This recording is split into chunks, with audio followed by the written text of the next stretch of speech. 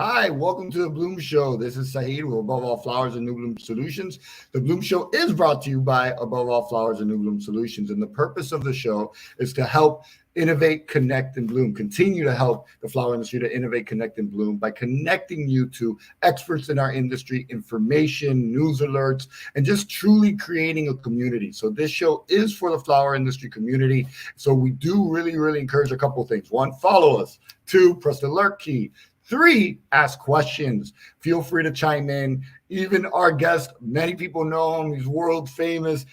So chime in, say hi, say what's up, and we all enjoy that, and the guests will enjoy that as well. But do feel free to chime in and ask questions. So as we know, Valentine's Day was just recently. So we decided to do a special correspondence coming out of California to understand what we're looking at and what has happened in California, what things went wrong, what things went great, and what can improve. So for that, I assigned the mission and the task to Joost Bongaerts. I hope I said it right, Joost. I know it's Joost like toast, but his last name is Joost Bongaerts, the CEO and president of Floral Abundance. He's also a board member of Cal Flowers for the last 9 years, and he's the marketing chair for that awesome initiative that we've heard all about, that flower feeling. So it's a privilege to have him on to talk about California. He is based out of San Diego, so no one better to share with us how California did, understanding if the drought's affected,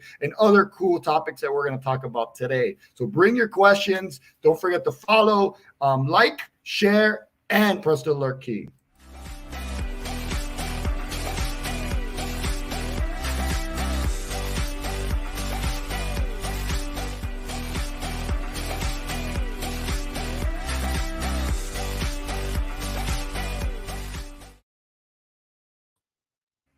Joost. Hey, good morning, Sahid. How are you? Good morning, sir. I'm very well. Pleasure to always see you, even though I saw you a couple seconds ago, but it's a pleasure to see you again. How's it going? It's now official. It's great. I know you're in Idaho right now, right? I'm live from Idaho. We had 30 inches of snow yesterday, but we like snow, so that's why I'm here. And operate my office from here when I'm not in California, in Santa Barbara. And it's pretty cold in Idaho now? Yes. It's, well, actually, it was in the 20s, but I think it's around freezing today. But I just heard a winter storm warning for Santa Barbara County.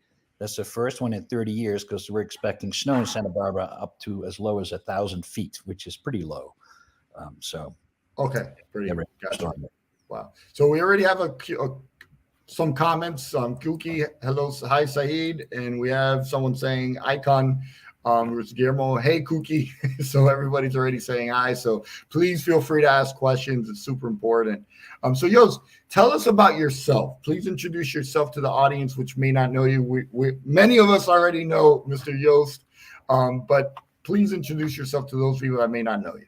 Well, shall I do the 2-minute version or the 5-minute version? Let's get the 2-minute version from Joost today. Thank you. I was born and raised in the Netherlands. I used to say I'm from Holland. I've been imported as a tulip specialist, studied horticulture. My first job was in Michigan and Livonia for the Dutch flower auctions and a marketing group called Sierra 4.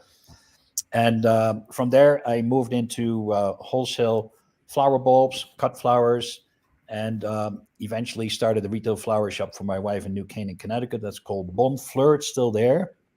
And I was a customer of Floral Abundance that started in 1994 in California and became more and more intrigued with that business. And it was owned by 5 growers, became a partner in the business. And eventually the growers went on to do their own thing, and mostly Dutch growers, actually.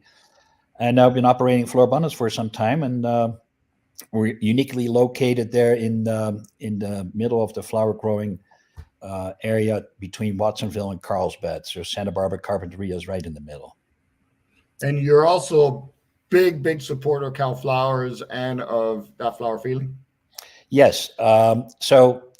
My dream, I've been in the business for 42 years. I'm not that old. It's just because I started when I was young. And I've been hoping to see a national advertising campaign to promote the use of flowers for weekly and everyday use. You know, we all know the holidays, and we're going to talk about Valentine's Day in a moment. You know, what the challenges there are every year. And but weekly, daily flower consumption is the name of the game, because if we increase the consumption in the US, it's good for everybody.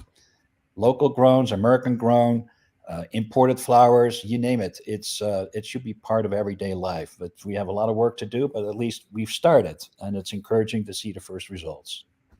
So, quick question. One is, we've all heard that song of Miley Cyrus, "Flowers." So Yeah. we hope that it increased sales here in the U.S. during Valentine's Day. How did California growers do for Valentine's Day? Was it an up year, same It year as was, last year, down year? well, a little bit across the board. So for most of them, from what I heard, was about the same. That's what I hear, about the same. There's a few that were down with production, but the main story was the cold weather in California. Okay. So all the flowers are grown in hoop houses or greenhouses, but this year, because it's very cold December, extremely cold January, and right now, I think we're getting the lowest temperatures this week. So crops were behind, but the big factor was, for example, for rose growers, um, the heat the greenhouses is so expensive. I think it's triple the gas price. You've seen the debates on the news, but if your heating bill goes from $25,000 to $75,000 for the months of December, you have a choice to make. So a number of rose growers decided to just let Valentine's go, and we'll focus on our crops for the event season, which starts right around now in a couple of weeks, weddings, and that will keep them busy until November. So that means sales were lower this year? For those rose grower, sales were lower, but the overall wholesalers that are, if you take a grower like Sun Valley, talked to Lane de Vries earlier this week, he has such a diversified program that his crops came in on time, and they did pretty well, about the same as last year. And when you say you do about the same as last year, don't forget last year was a big year for most. Yeah. So it's actually pretty good, because if you watch the economic news, are we in a recession or going into recession? I don't know anymore. But you know what? Flowers do pretty well in the recession. And I think overall, from what I hear, Valentine's sales around the country have been good, if not great for some. And other than the weather being with the rose issues, was there any other trouble spots such as drought, things of that nature? Because I know drought has been an issue for a minute. So what was helpful compared to last year was transportation issues were almost non-existing. We had some challenges due to heavy rain in some of the mountain areas. We've had the wettest. Some of the reservoirs around Santa Barbara are filled. This first time since 2005. That's unheard of. We went from extreme drought to a moderate drought. In some areas, there is no drought right now on the maps, but we still have a long way to go. But the rains did not make it easy to move some of the product around the week before Valentine's. But overall, the rain is welcome. It will fill up the reservoirs. They have filled up. We have a huge amount of snow in the Sierras that will eventually melt. So hopefully we catch some of that water, and agriculture will benefit from that too. And were there any excesses? Were there any products that were just so abundant, like maybe eucalyptus or anything of that nature this year? No, didn't hear much about that. It was there were some crops behind due to the cold weather. I know in the Carlsbad area, I think there were a few growers behind with wax flower and some of the more exotic Australian type flowers. I talked to Steve Dion, and he told me some information about some crops were missed for the holidays. And again, there you go. It's a holiday. It's one day, but it's weeks leading up. And if you miss the date due to weather or climate change, then it's hard to catch up for the holiday. Yeah, of course. And then I guess the other questions, because we're kind of covering all the topics already. You're doing a great job of kind of covering even the questions I'm about to ask. But I don't have a cheat sheet either, so Yeah, thanks. So a question is, I've heard a little bit of like the cannabis market, how it's affected the flower industry. Can you tell us a little bit more about that? Yeah, I went on the road a couple of weeks ago to visit growers, and as you know, 6 years ago, the new generation of flower growers, there's some growers who completely went out of the cut flowers into cannabis in a big way, rebuilding greenhouses, the latest installations to grow this crop. And there were also a lot of outsiders coming in right now. From what I've heard from a couple of growers, is that there's a big decline in pricing, about 80% compared to 2 years ago. The reason is there's an overproduction, obviously, supply and demand, but every state in the country now is allowing cannabis production. And I guess there's only so much that can make it to the market. So I've seen some growers completely stopping to grow cannabis, and there's several changes coming up, and some of them are going back into cut flowers because they get calls, hey, I need your advice, I want to pick your brain, what should I grow? And I love hearing that, because if we can buy local flowers on top of the imported flowers, it's great to have. And you just need to guide them, and hopefully with these new greenhouse installations and the higher flower prices that we've had since COVID on the growers level, wholesale and retail, if that market maintains itself, then it would be great for everybody. And maybe we get some more flower growers back. Yeah, exactly. And how do you feel that would affect the market? Would it give us a flush? Would it? Yeah. There's sometimes it's like with farmers. If a potato sells well one year, everybody gets into potatoes the next year. But it's a little bit with ranunculus right now. I don't say there's an overproduction, because it's a very popular flower. Yeah. But that will work itself out. I mean, for the domestic flower production, or California, if you will, where still I think 70 or 80% of the flowers produced in the U.S. are grown in California, because we have the Mediterranean climate.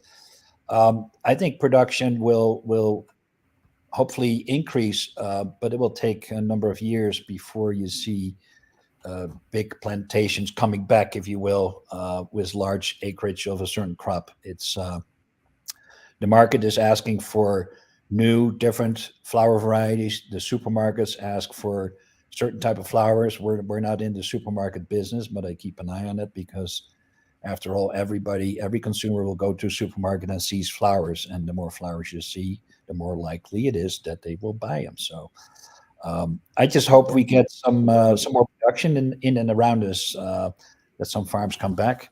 But that's my hope. And Joost, I love that fact that you say that the more flowers they see, the more flowers they'll buy. And I think that's a fact. The more flowers they see at the supermarket, even though it's a competitor, it's creating a culture. And I think that's what you guys are trying to do with that flower feeling. So do you want to share a little bit? I know you love to talk about that flower feeling. And talk about it all day. Yeah. All day. Let me take a question real quick, and at the end we'll talk about that flower feeling. But give me a second, real quick. So Sergio Sarmiento is saying, is there any kind of growing new crops in California in the near future? Well, like I just mentioned, ranunculus, the hybrid ranunculus that we've been importing from Italy, beautiful varieties. They're sold under Italian ranunculus. Dahlias, of course, is very popular. But they're hard to transport, so that's great for local markets. Anemones are very popular. So bulb crops that do well in cool climates are making a comeback. Lilies are there. The new varieties are gaining popularity. And then you have the field crops, which we don't have right now because it's a little too wet and cold. But like I said, we have a Mediterranean climate, so these crops will come back quickly and can be easily adjusted. We're finding some locally grown tuberoses again. And why do I mention that one? It's a very popular flower. It's a beautiful fragrance. When we import them, they import them from Mexico. They just don't last. It's a different variety. But the locally grown, if you can find them, are great to add to your assortment. But for Florabundance, as you look behind me, there's a picture in late November in our cooler. So the selection is less, but our slogan is everything under the sun. So we look for cool stuff. One of my buyers Jenna calls it killer. This stuff is killer, when it comes in. Sometimes it's only a few weeks. We see Baronia making a comeback. Of course, the new varieties of wax flower that are grown in the Carlsbad area. And bulb crops, miscellaneous bulbs, as we call them. So the weirder it looks, the cooler it is, the more demand we can create from designers. And that's what we like. And that's thanks to the social media aspect of it. You can show and share photos, and everything about that. And then a consumer or bride sees, hey, I want that flower, they go to the local florist and says, nah, I'm sorry, we can't get it. My wholesaler says, hard to get, impossible. But then they go online and they research and they end up finding it. And so we often get phone calls from florists that we don't know around the country, and he says, hey, I hear you got this and that item. Can we buy from you? He says, yeah, of course. And they go online and we'll take care of it. So we love that angle of the business, and especially with new items. So so we keep searching for new cool crops that work, that our customers can use in arrangements that ship well as well, because we ship 90% of our flowers that we sell are going out of state, out of California. For your business model, correct? Yes. Yep. Okay. And how did e-commerce do for you this year compared to maybe last year or to even 2019? Good. A lot depends on the shipping, because we're big users of FedEx, and that's Cal Flower's partner. Federal Express ships nationwide overnight. We use the other guys as well, and we use airlines, but the weather is always the big factor. So if you recall, 2 weeks before Valentine's, there was an ice storm in Memphis and all kinds of trouble on the horizon. And I'm glad that was not Valentine's week. We've had that in the past, but this year it went very well. And with Valentine's being on a Tuesday, you have time to ship out things last minute on Monday to customers for Tuesday arrival. And I think we had a very good record for deliveries that week and the Saturday before Valentine's. So we shipped Wednesday, Thursday, Friday were our heavy days to ship out, and Monday last minute orders or the real perishable flowers for customers. And customers were cautious in buying, I think, overall. Conservatives, maybe the word, but they wanted to sell out too. So that's what I saw happening all across. But I think talking to more retailers, it was a good Valentine's Day. Some say it was the best ever. So question for you. When it comes to the purchasing habits of a wholesaler or a company like yours based out of California, what percentage is locally grown versus imported? Well, we're a little bit different because we're located in Carpinteria for a reason. Between March and October, the end of October, for my company, Flora Abundance, 70% of the flowers we procure are domestically grown. Most of them California, Oregon, Washington State, and we're certified American grown wholesaler. What does that mean? Is we've been checked out by this independent agency, but we also import flowers, especially in the winter time when there's no production or little production. And we just mentioned the roses, of course. We buy locally grown roses, but we also buy beautiful garden roses. We have a program called Garden Roses Direct, and that's all from Alexander Farms out of Colombia, Bogota. And we have demand for these flowers. We need to have them then and good quality. So we ship them in when needed and deliver them overnight. And then that's a very important aspect to our program. So we're a little bit unusual with having such a variety of locally grown. We're dealing, I think, with 300 growers at a minimum. A lot of boutique growers that pop up. They may have 5 items. They drop them off, and that continues. It's not easy, but we make it happen. And that's what the strength is of our company. And then here I have a quick question is Kookie Knowles. Thank you, Kookie, for us always chiming in. And thank you again, Sergio, for your question. Is any imports from Africa? Well, we buy things from Holland. Yeah, there's imports from Africa that go through Amsterdam, basically. So yes, certain varieties of roses, especially those that are in large demand and short availability, from South America come from Africa, but we don't import anything direct from Africa. It's too complicated with the logistics right now, especially during COVID.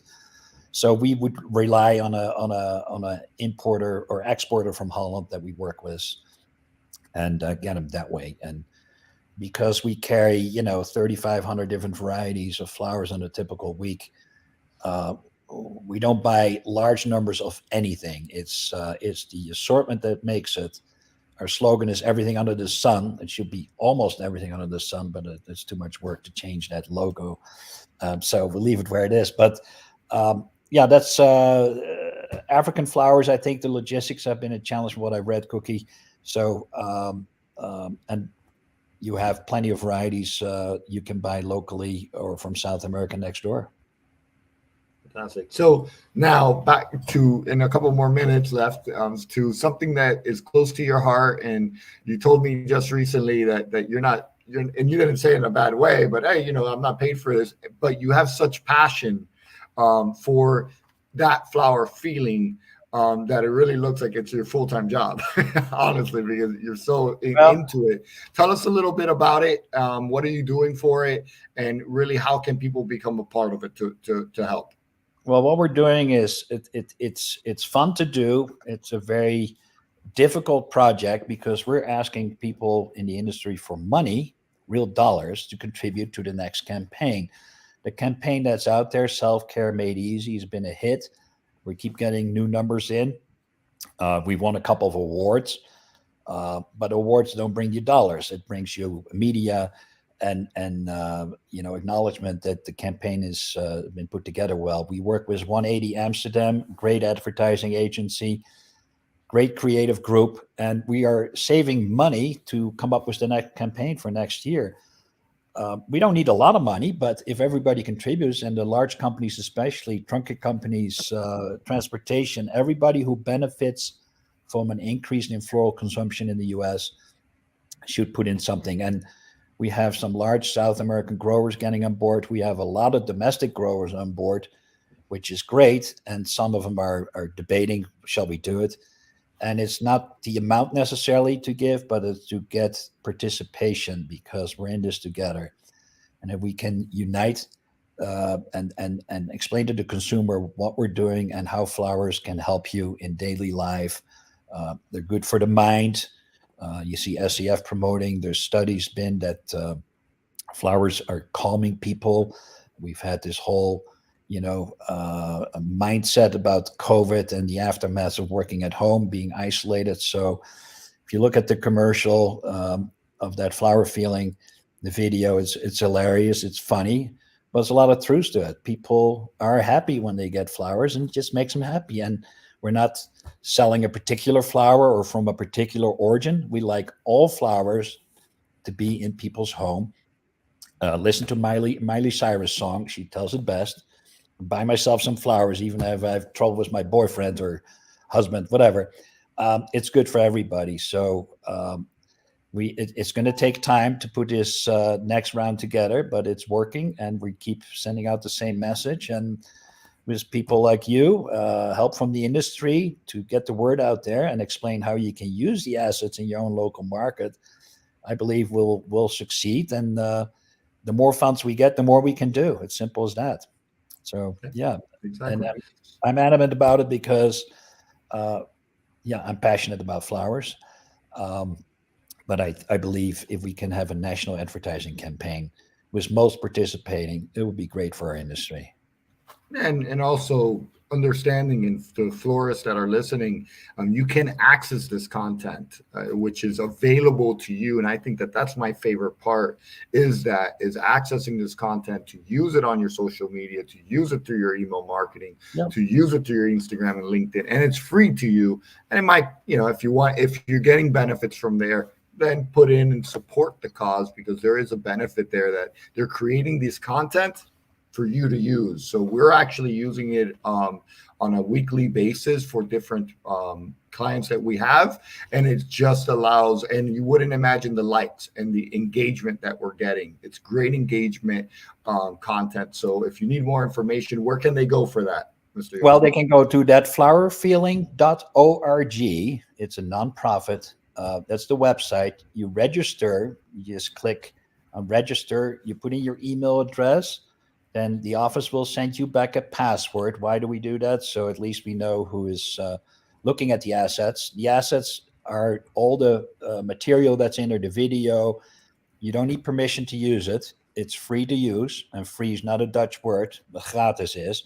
But we do ask you to consider a contribution. If you're an individual designer, give $20 a month. If you're a retail florist, small, medium, or large, consider $100 a month.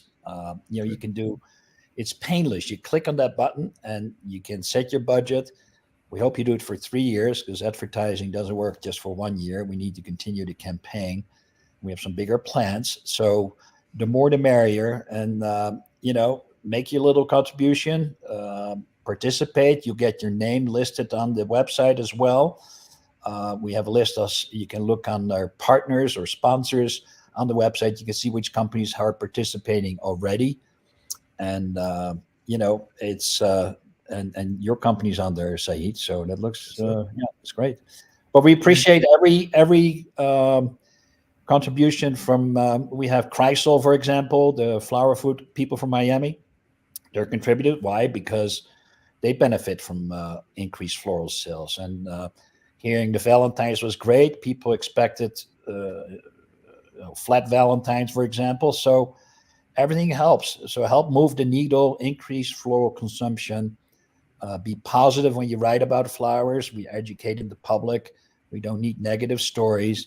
We like chocolate and we like everything else, but flowers is part of life, and that's what we do. So get the word out. Okay. So Joost, thank you so much for joining us, sharing some insights on how California did, how your business did. And also, I know I couldn't go about the show without letting you talk about that flower feeling. So thank you for sharing your passion and for doing so much for the industry. And again, I truly encourage, if you want to save time and money, use those free resources that flower feeling is offering you, because it'll save you 2 posts a week, even if you kind of spread out the content, and allows you to stay engaged with your audience. So do check that out. But Joost, thank you so much for your time. Any final words, Mr. Joost? Well, I look forward to seeing you in about 2 weeks at your at your party. I think see at the collaborative party. I'll share more about that in a minute. Yeah, the Wholesale Floral Convention in Miami, and I hear it's 90 degrees, so I better bring a bathing suit, I guess. Do you know your booth number? No, I have no idea. Actually, we're in the hallway. I'm there for that flower feeling. So in the hallway, you can't miss it, because the display is the one we had in Holland. Okay, beautiful display. Yes. Yeah, and then we have Cal Flowers has a display. Chris will be there. Chris Johnson, Steve Dion will be there, and I think a couple other board members will be there. Pat from Mage will be there, and we can all chat and talk about the floral industry and hopefully do bigger and better things ahead. Fantastic. Thank you again, Joost, and thank you for being a collaborator for the Bloom Together after party as well, and see you at the party. Thank you. Take care. Thank you. Have a great day. You too. Bye-bye. So again, thank you to Joost for being such a great source of information and for taking his time to share that information with us and his great passion for the flower industry. Thank you for everybody being here today. Quick, just some announcements is on the 28th, we're having a special episode of a guest host, which will be Corinne Heck.